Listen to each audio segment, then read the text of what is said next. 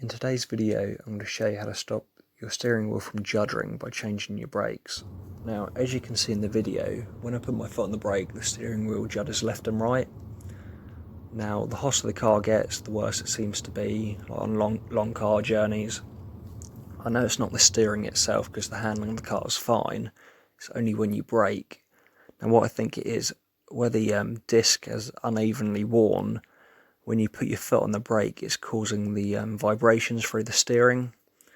So I'll show you how to change the brakes, and after I did this I tested it again and there's no vibration, so it has cured the problem.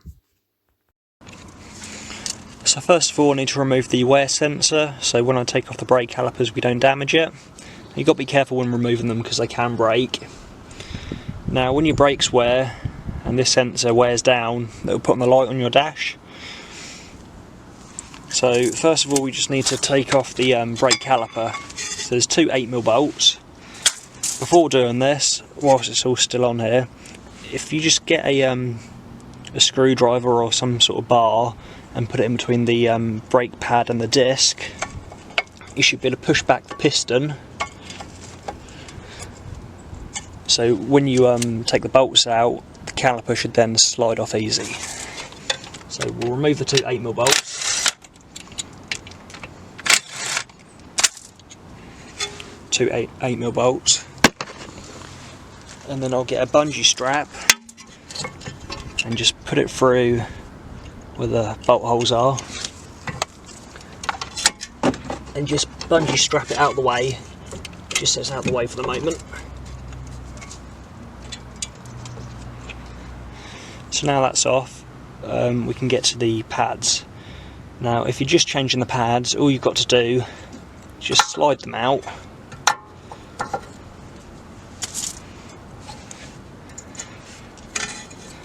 Now at this stage, if all you're doing is changing pads, you can just slide them back in and put the caliper back on. But as we're replacing the disc today, we're going to have to strip it down a bit further. As you can see, there's plenty on the pads, there's nothing wrong with them.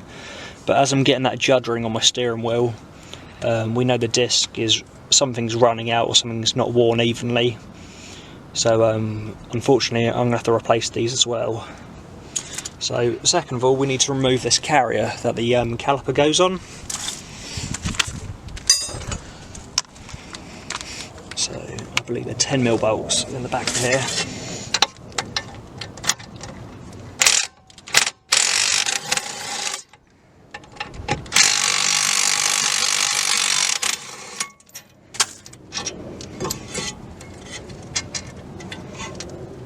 So now we've got the carrier out of the way.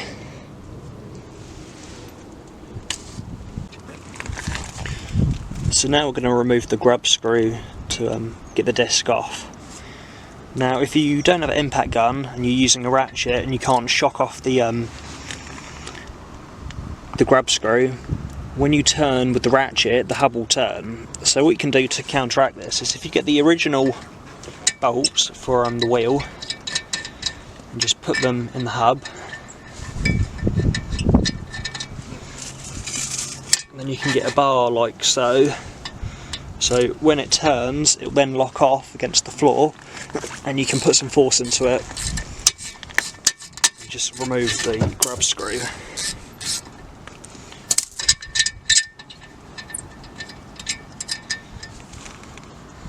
Now the grub screw's out the way, you can get a dead blow hammer and just give it a tap. There we go, we can remove it. As you can see, there are slight grooves in here, and I think that is causing the juddering of the steering wheel.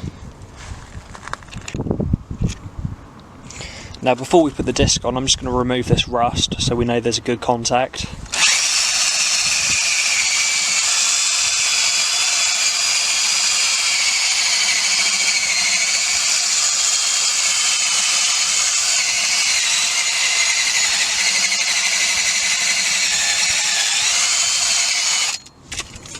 So that's now nice and smooth. I'm just going to get some copper grease and just on this edge, I'm just going to run it around there. So if we have to do the brakes in the future, it should pop off nice and easy and won't be seized on there.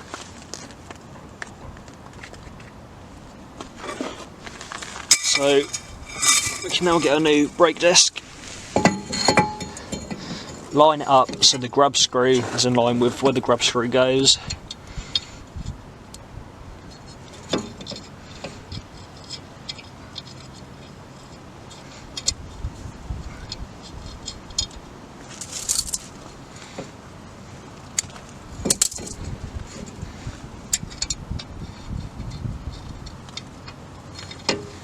That can be a bit tricky. There we go. Just get everything lined up.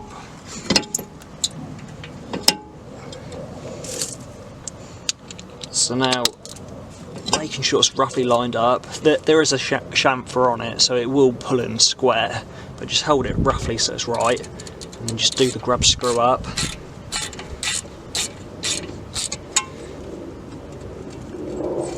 Now, that's tight enough, but if you're not sure if it's not tight enough and you want to get the bolts in there again and your bar so you can give it enough leverage, you can also do that, but that's sufficiently tight. So now we can push the brake piston back and put everything back together.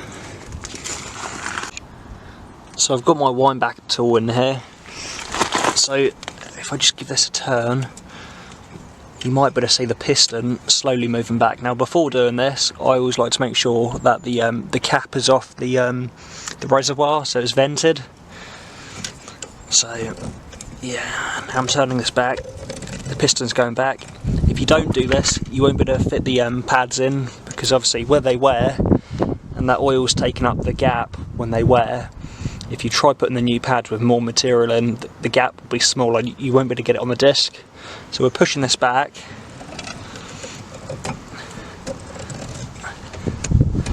There, it's now all the way home. So that's now pushed back.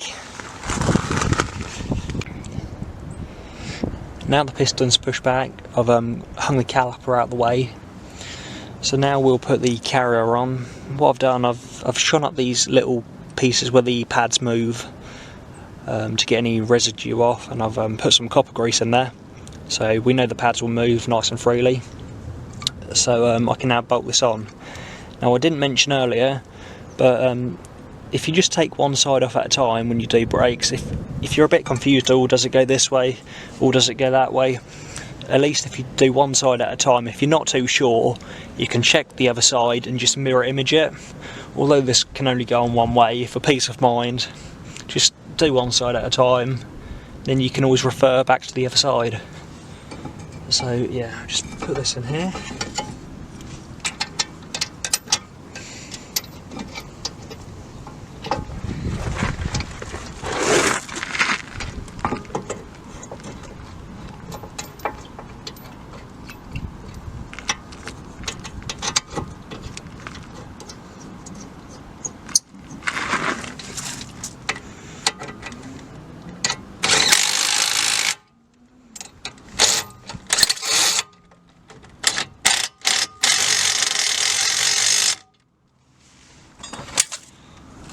So just to make sure they're tight after using the impact gun, just get a long spanner in there.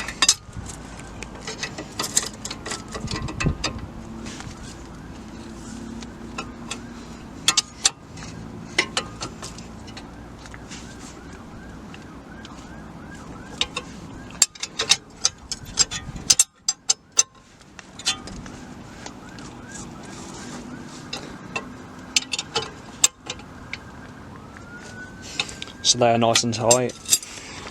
So now we can put the brake pads in. So as you can see, they look different. Now this one here is the side where the sensor slides in. So we'll put on the outside one first. So just push it in at the top and the bottom, and it just slides in. And the same with the other side. Just get it in there. So now the disc is in there, the brakes are in there. The last step is to put the caliper over the top.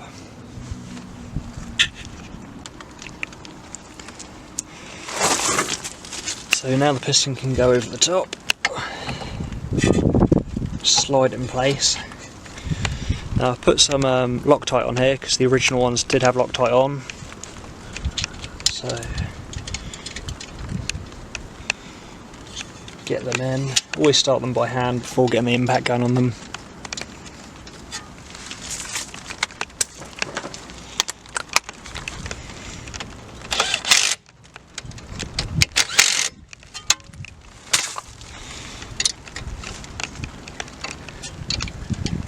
So they're nice and tight.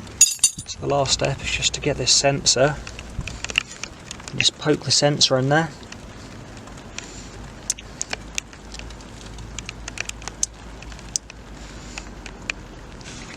So now the sensor's on there, the disc is on nice and tight, all the bolts here are nice and tight.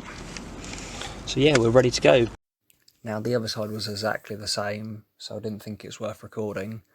Always remember when doing brakes, you've got to do them in pairs, you know, don't just do one corner, you've got to do them in opposites, otherwise it can be dangerous. So yeah. Now the parts, I'll put a link in the description where I got the parts from. They're from Motor Parts Direct.